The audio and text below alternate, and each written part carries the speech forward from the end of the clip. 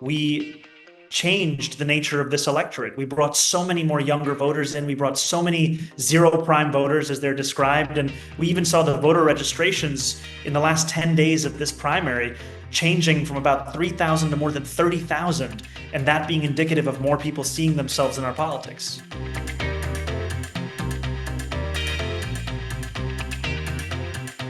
Welcome to New York One's Off Topic on Politics. I'm Courtney Gross, New York One's investigative reporter, and the results are in. We're coming to you shortly after the Board of Elections released their ranked choice voting tabulations, and Zohran Mamdani has won the city's Democratic primary. He has won with 56% of the vote versus Andrew Cuomo's 44% of the vote. We will break it all down and also tell you what it means for the general election. And here to do that with me is our Bobby Kusa. Hey, Courtney. Is this our last mayoral election podcast? No, we still gotta go to November. Well, till yeah, November. what are you talking about? The Democratic primary. It is the last. Ayanna Harry is also here. Hi. Sorry, I jumped in too early. No, this is the last podcast episode we will have talking about the Democratic primary results. This is because we had one that night, and we did it again on Thursday, and now we're doing it. This is the real results. I mean, they haven't been certified. Now I'm getting in like the BOE nerdy abyss of stuff that most people don't really care about. But they certify the election results in a couple of weeks. This is pretty much it. And that's when it's final. This is pretty much it. But this is it. Yeah, this is 56-44. Bobby, you were at the big board. We just had a podcast special. We just had a special on New York One. We were all on the air talking about this when the Board of Elections released the results at noon on Thursday. So immediately. They instantaneously released the results. I mean, basically, we always keep saying ranked choice tabulations, which kind of makes it sound like somebody at the BOE is like, with going pad and ballot by ballot. But the tabulation is just like a button that runs the algorithm, and it immediately spits out the results. And then the Board of Elections immediately releases it. Although it's not quite that simple, because in 2021, the Board of Elections totally screwed it up, and they mixed in ballots that were test ballots. 135,000 of them. So they were actually running... Not to go down memory lane. But, but I mean, it was like just one of many screw-ups over the years by the Board of Elections. So they mixed in test ballots with the real ballots, put out the numbers, and then they were like, oh, wait, sorry. Oops. Those aren't the actual numbers. And I remember it was just like today, we had a special to go over the results, and then we had to be like, actually, sorry, those aren't the real results. And then they put out more results the next day, and those were the real results. But at the time, Eric Adams and Catherine Garcia were still so close together that you couldn't really say for sure what the final outcome was going to be. This is obviously very different because, we all thought, we talked about this last week, we were telling viewers, we're not going to know the real result on election night. You're going to have to wait a week until they run ranked choice. And then, as it turned out, we did know the result on election night because Zohran Mamdani was so far ahead. He was up 7 points based on the first place votes. So it didn't even matter what the second and third and fourth and fifth place votes were going to be. And we knew, we figured he was going to grow his lead based on the results today.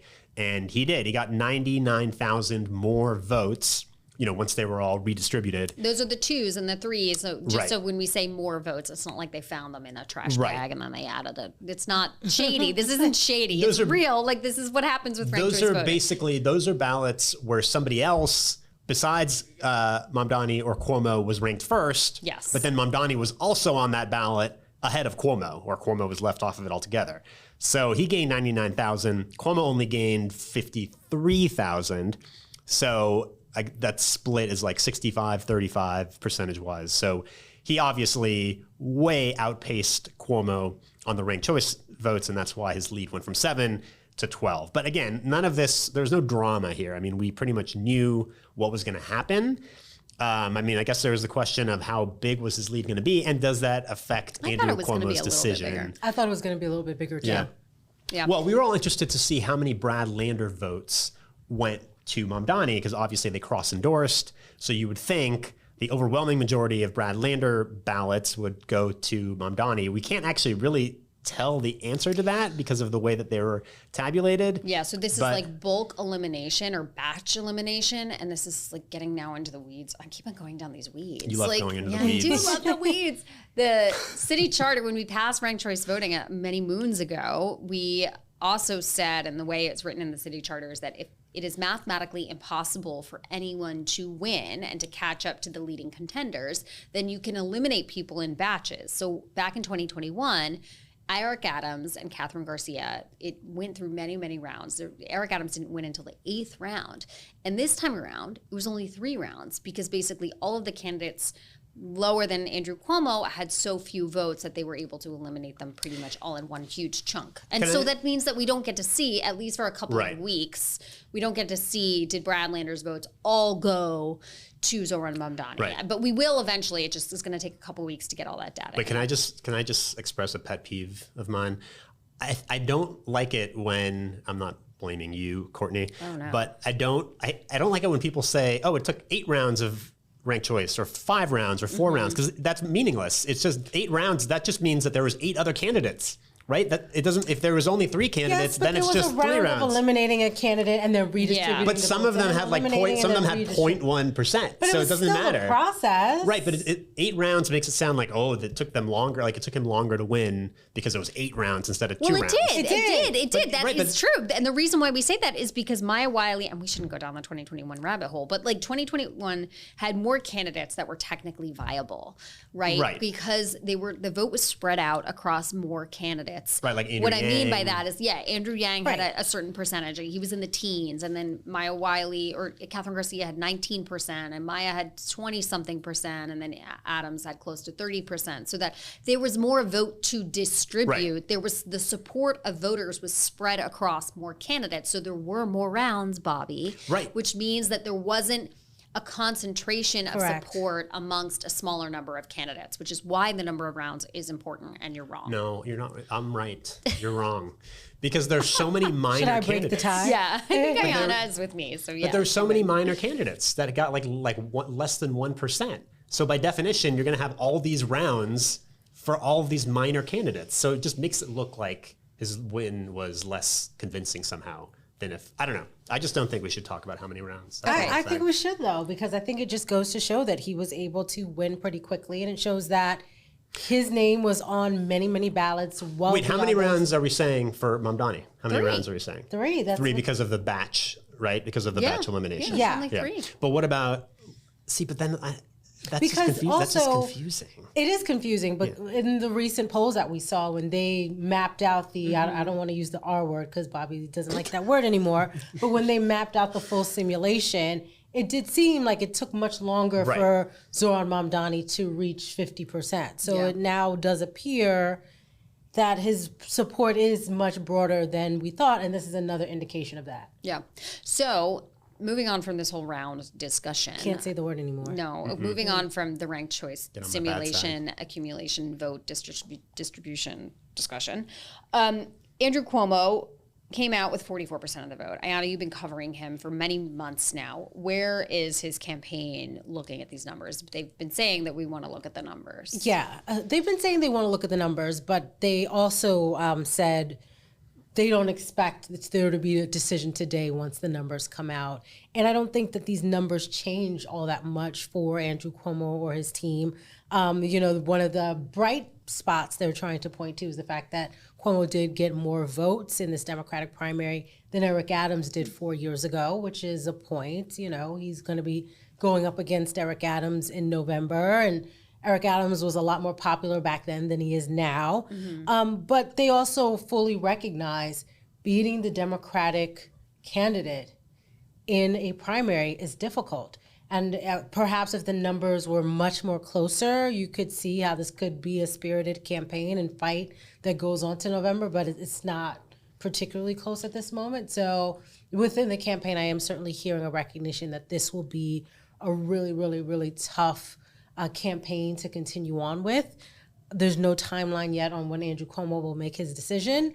And it's unclear how long we're going to be in this space of lack of clarity. But he doesn't, the thing is, he doesn't have to decide because he's on the ballot. So, we keep, we keep asking and wondering, like, is Cuomo going to mount a real campaign or not? But he may just, wait this out for months before he really decides, because he doesn't have to decide. He can't afford to. I mean, if he wants to win, I think he needs support to make some really key decisions immediately, including what would be different for the next few months as opposed to the last few months, because clearly you just ran a losing campaign. The strategy wasn't a winner. So you need to be quickly figuring out how you're going to pivot. And Andrew Cuomo doesn't like to lose, right? So I guess he's obviously okay with losing if he's not mounting a campaign, because he did have the option to remove his name from that independent ballot line. He didn't take it. So it seems like he's okay if he loses, if he's not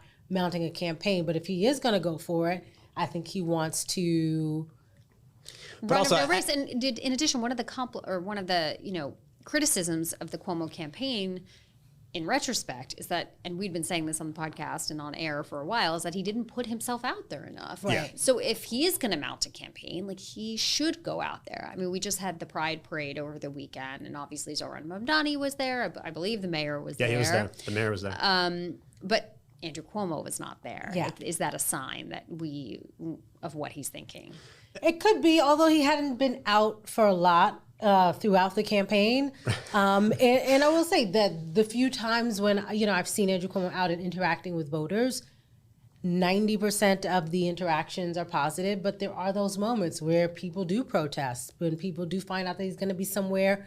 Folks are vocal, sometimes in a negative way, and it's not the majority of the people, but those who are there have pretty strong feelings. And so I think throughout the campaign, they recognized and acknowledged that he wasn't out there, but they also felt that there are some cons to being out there as well, not just pros. But it's hard to believe that, he didn't get out there, he didn't interact with the public in the primary. It's hard to believe that now he would decide to get out there and mingle with the public, because he's probably gonna get a worse reception now than he did before, right? When he was still a much more viable candidate. I just don't see him changing his approach and changing his stripes. Like, Andrew Cuomo is who he is. And I don't know, I don't know what kind of reception he would have gotten at a parade on Sunday. Although at the Pride Parade, he was the one who passed gay marriage. He was the one for marriage equality. If he's going to go anywhere, he should be. If you're going to rehab your image, you could go out there and say, "I brought this monumental thing to New York many years ago." But is that what's on the top of minds of voters? Or are they thinking about sexual harassment or COVID? Yeah. Okay, so thinking about the last time we all got together, and there were still some holdouts when it comes to supporting Zohran Mamdani. And we still have holdouts. There's a lot of people that are still holding out, but there are some unions who were with Andrew Cuomo, 32BJ, HTC, Central Labor Council, have now backed Mamdani. Yeah, I mean, they almost immediately jumped ship and threw their support to Mamdani, which on the one hand makes sense, right? I mean, he is now the Democratic nominee, but I think a lot of people aren't yet getting with Mamdani, right? I mean, including Governor Hochul and Chuck Schumer and Hochul Hakeem did sit down and meet with Jeffries. him over the weekend. Yeah, and I think he has met with Schumer and Jeffries, I think, right? Did he I don't meet with think them in he's person? met with Jeffries yet. Maybe not in person. As of yesterday, Bernadette Hogan, who's covering Mamdani, her reporting yesterday said that they were still planning to meet in central Brooklyn, quote, sometime soon. Yeah, but the fact that they, on the one hand, it's kind of, I don't know if it's unprecedented, but the fact that this guy won the Democratic primary, clearly, and leading Democrats are not getting behind him, on the one hand seems unusual. On the other hand, it makes sense because everybody thought Cuomo was going to win, and Cuomo may or may not still be running, so I can see why people are still a little tentative. But none of those Democrats were solidly with Cuomo, the people who we just ran right. through. It's not like Kathy Hochul was dying to back Andrew Cuomo, and now she doesn't know what to do.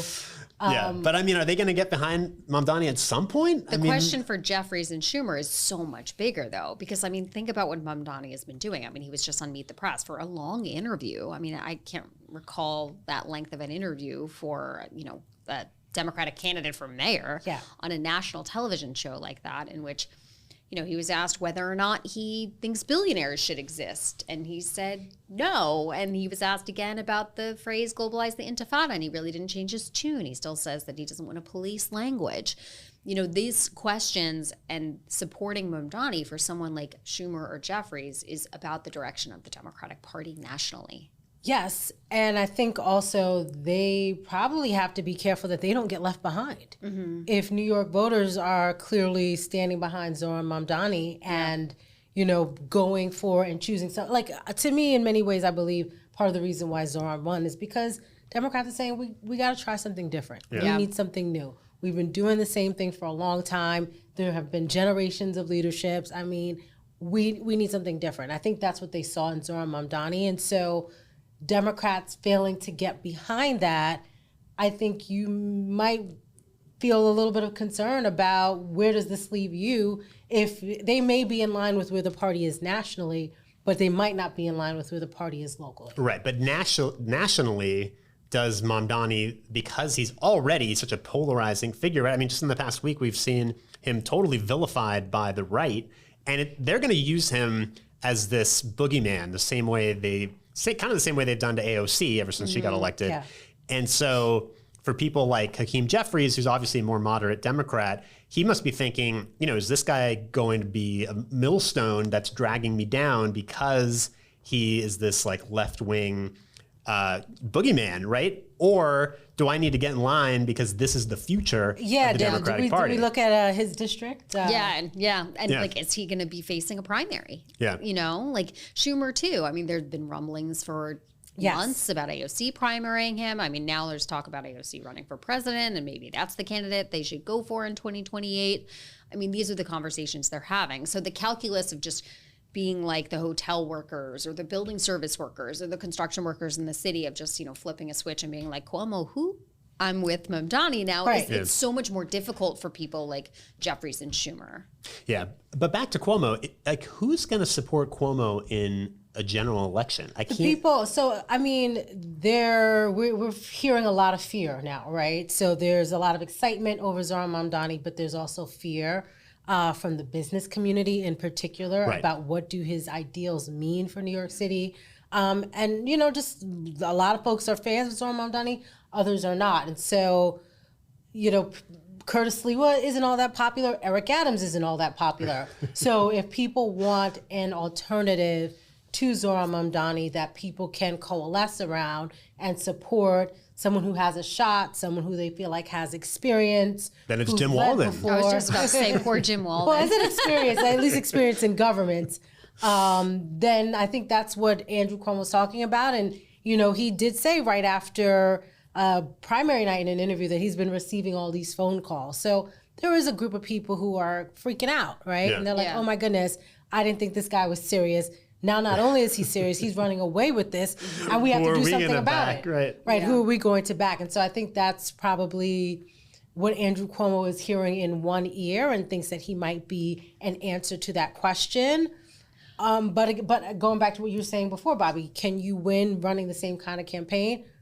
No. No, I can't even, I shouldn't even say probably no. And I think the answer is resoundingly no. And I don't think Cuomo's going to run if he doesn't believe that he's going to win. Right? He's not going to run a campaign. Or at least have a serious campaign, where it's going to be very close. And I'm still of the mindset, and I know you guys might think differently, of yes, Zohran Mamdani is absolutely the favorite. He's going to have the WFP line, and he's going to have the Democratic Party line. I was just speaking because we had some WFP leaders in here, for our special coverage, and they were like, we're treating the race seriously because Mamdani got 545,000 people to vote for him in this Democratic primary, including first choice and subsequent choices. That was what the tabulation showed today. Eric Adams won the general election with, I think, more than 750,000 people or 750,000 votes back in 2021. So no question, I think Mamdani will have to, well, this is a question to you, actually, no question. I'm taking away the part where I said no question. I'm saying the question is, will Mamdani have to expand the base, or will the amount of candidates in the field already, let's say Cuomo does stay in, even though we don't necessarily think that'll happen, but there'll be such a fracturing and splitting of the vote that he could win potentially, now I'm asking you to do math, with the 545,000 Right. people that have already voted for Yeah, him. he could. I hadn't thought of it that way, but he could. He could not add a single vote in the general and just still win with the, what is it, 545,000? 545,000. Right, because the rest of the field will splinter. So, yeah, he may not need, I mean, obviously he's going to try to expand And he his has appeal. said that, even though the Yeah. the Meet the Press interview, there are these, some might say, polarizing thing that he says, or, certainly things that he says that Democratic candidates have not been willing to embrace, like no more billionaires.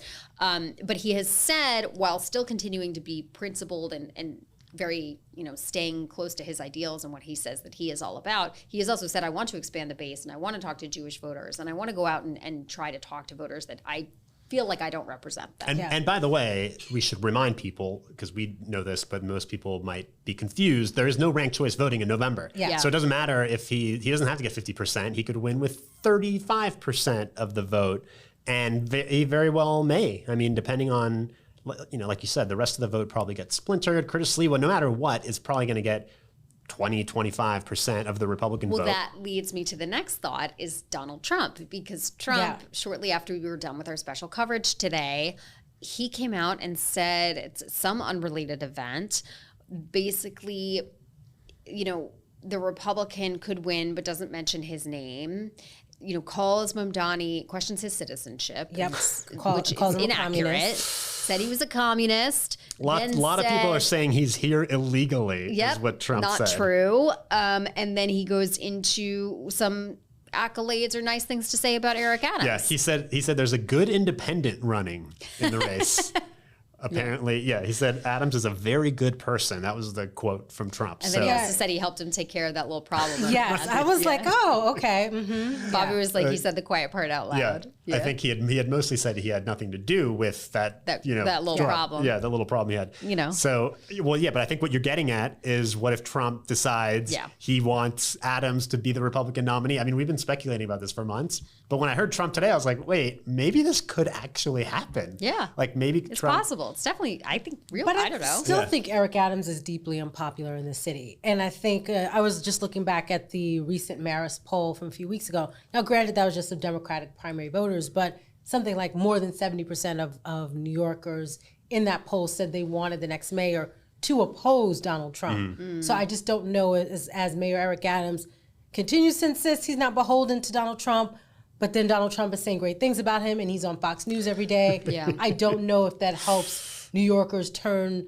their opinions around on Eric Adams. I think it hurts Curtis. Those Curtis voters are going to go to Adams. Curtis is going to end up not getting as much as a typical Republican candidate at 30% or so. Maybe he gets 10, maybe Adams gets 20, and I don't know. We also have to talk about whether or not, sorry, it just popped into my head, but whether or not Eric Adams is even going to be able to fundraise and really hold and run a robust campaign. Because it doesn't look like he's going to get any matching funds at this point, right? Yeah. Although I know it's under litigation at this point. But if Eric Adams isn't fundraising, if he isn't bringing in any money, and if Zohran Mamdani is, on the airwaves nonstop, I think that could also be a major factor. Are people willing to give money to Eric Adams? And maybe Bill Ackman will say, you know what? I need someone to back. Let me throw another $500,000 in the race. I don't know. Adams, by the way, I mean, he has been on the offensive ever since last Tuesday. He's on TV constantly ripping Zohran Mamdani. So he obviously knows, up until Tuesday, when Adams was asked about the race, he would bash Andrew Cuomo. Yes. Now he's, left and right bashing Zohran Mamdani. So, I mean, he obviously sees that that's obviously, right? That's going to be the matchup. And so he's already on the attack. I mean, it's funny. Like I was thinking we would kind of have a lull in the political season after the primary. All of a sudden it feels like we're like right in the thick of the general election with Adams going after Mamdani. And I will say, I think some of the Adams criticism of Mamdani will have a bit of a backlash. And I think a lot of the criticism of Zohran Mamdani, there has been a backlash for voters. And I think that for some voters, it's mobilized them to come out and support him even more because they feel like Mamdani is being unfairly targeted. Yeah. Yeah. And there's going to be, I mean, think about the Rent Guidelines Board just passed a rent increase for renters, stabilized renters, 2 million people, tenants across the city, and they increased a 3% rent increase for 1-year leases, which would go in effect in October, which is very close to, obviously, November, the general election. And it's the antithesis of what Zohran Mamdani stands for. And he's already out there saying Eric Adams has raised the rent 8% or 9% on these rent-stabilized tenants during his tenure. And I will, of course, raise the rent. And I mean, the idea that Mamdani stands for these like unrealistic pie in the sky ideas and that he's never done anything, like that was the attack line that Cuomo used and it didn't work. Yeah. So Adams can't go out and try the same attack lines, you know, like at his own peril. Is he going to try to attack Mamdani on those same grounds that Cuomo did? Yeah, but I will say this. I think, you know, during the Democratic primary, I don't know if Zohran Mamdani was pressed. Like, he was pressed a lot about like globalizing intifada and where do you stand on anti-Semitism. But I don't know how much he's really been drilled on, okay, so what do free buses actually look like? You know, we've talked about these city-owned grocery stores. Has anyone pressed him? How many? Where? What does this look like? How do you fund them? And so I think our role as reporters is sometimes stepping away from the controversy and taking a hard look at this person could very well be the mayor in a couple of months. Like, what do your policies actually look like? Where do you really stand? And, you know, I got some feedback just from some folks who had met with Mamdani after the National Action Network meeting where he, you know, stopped by after the primary. And there were some questions. People did walk out of the room like excited, but then also a little worried because they felt like they hadn't heard enough from him in terms of concrete details on some of his signature issues. And they were like, you have thousands of people repeating like, freeze the rent, you know, but like we're asking you for details and we're not getting them. And so I think that's what we really need to focus on moving forward is what are you actually looking to do as mayor and how do you actually get it done? And I think that could be an area where Mamdani faces some challenges and has a little bit of weakness. I think we're going to have to pause there. We're going to come back. For our podcast listeners, we're going to take a short break. And then for our YouTube watchers, continue watching. We're not going anywhere. But we'll be right back. We're going to talk about the down ballot races. Okay? Yeah. Now what? Okay. 3, 2, 1. Okay, so Ayanna was just talking about how we need to drill down into Mamdani's policy proposals, and we will do that. But not right now. I will. Well, I almost want to continue the conversation for 2 seconds, and that is because I feel like we have, especially with his tax proposals, it is something, you know, he wants to raise the corporate income or corporate taxes on corporations, and like the Partnership for New York City and all these people have said, well, you know, you increasing them to the level of New Jersey is not what you're saying because you're not factoring in the MTA taxes that we have or the New York City based taxes that you have. Like New Jersey's corporate tax is 11%-ish. Ours, if Mamdani's plan would go into effect, allegedly, according to the Partnership for New York City, would be above 20%. I mean, he's got these answers on the grocery stores. There'd be one in every borough. It's only $60 million. It's so small compared to the whole big budget. But there are a lot of questions, I agree with Ayanna, out there about certainly his tax proposals and universal child care and how all this gets paid for when Albany doesn't even want it. Right. I mean, it would have to be passed in Albany. Yeah. And I heard Cuomo making the argument, which makes perfect sense. How are you going to get Albany to pass a statewide tax that's really designed just to benefit New York City? Yeah. Right? You're never going to get upstate legislators to go along with that, or even downstate legislators. So he has very ambitious ideas for how to fund these projects that are going to be very difficult to make happen.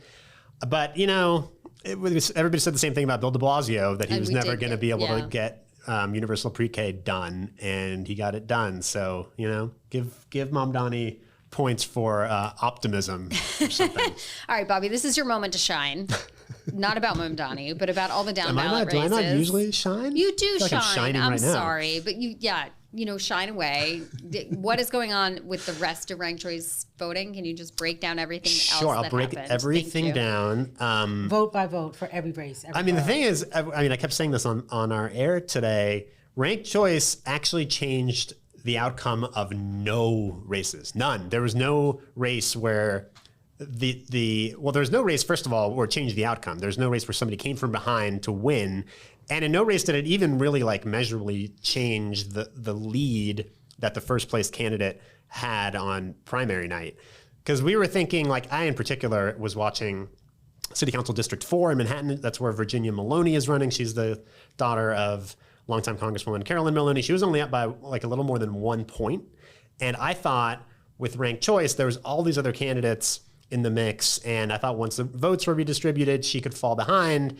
And she didn't. She expanded her lead. Every single other candidate who was in the lead won. So all these council races, nothing changed. No. There were 8. You're not really letting people. There's the excitement. Bobby Of ranked who choice, says, I know. Yeah. I mean, all these people who did their rankings, it was all But for it's nothing. still fun. Okay. It wasn't for Obviously, nothing I sound because like the a real 2 nerd, and but 3, like they helped propel their wins, right? Yeah. Well, I mean, propel them. I guess you could look at it that way, but the outcome was the same. But I feel like for civic engagement, it does get people more, involved, thinking about it, And talking learning with more about all the friends. candidates. Yeah, Yeah. learning more about all the candidates. I do think that people will tell you 4 years ago, I was like, I don't know why are we doing this and never changing the outcome. But now I get it, and Yeah. I see the excitement in people, and they're strategizing their ballots, and so I do think there is a There was benefit. less backlash this time, for Yeah. sure. I feel like people are kind of starting to get it. And then there was a couple of races, city comptroller and Manhattan Borough President, that went to ranked choice. But in both those cases, we already knew the outcome, right? Mark Levine was going to win comptroller. He was already at like 48 something percent, and you just have to get over 50. And then Brad Hoylman Siegel won for Manhattan Borough President. He was already also very close to 50%. So no drama today with the ranked choice results. And I mean, we weren't really expecting. There was, in my mind, there was 3 council races, maybe 4, where maybe the outcome would change, and it didn't change in any of them. So there will be some new faces on the council, though, because there's 8 open seats where the council person was being term limited out of office, including the Maloney seat. That was the one that Keith Powers had represented. So there's going to be a bunch of new folks on the council, but all the incumbents are coming back. There weren't any incumbents who lost, who were, some were trailing. I mean, some didn't get 50% on primary nights. So some of them were part of the ranked choice, like Chris Marte, and there's a few others, but they all won. So, the basic makeup of the council is not going to change all that much. All right. I think we're going That's to it. leave it there. All right, that was my it. moment to shine. Yeah, sorry, Bobby. Did I shine? Yes. Enough? Yeah, you did. Okay. Yeah. It's a holiday week. This is going to be your episode of New York One's Off Topic this week. We're not going to come to you later in the week. We're going to get some rest, hopefully. But that will do it for today. You can always watch us on Inside City Hall Monday through Friday at 7. We love your feedback. Send us an email at yourstoryNewYork1@charter.com. You can subscribe to Off Topic wherever you get your podcasts. And if you like what you're hearing, leave a review. Thanks to our producer today, Richie Augustinoni in the corner. Thanks for listening, everybody. We will see you next week, not later this week. Have a nice holiday weekend.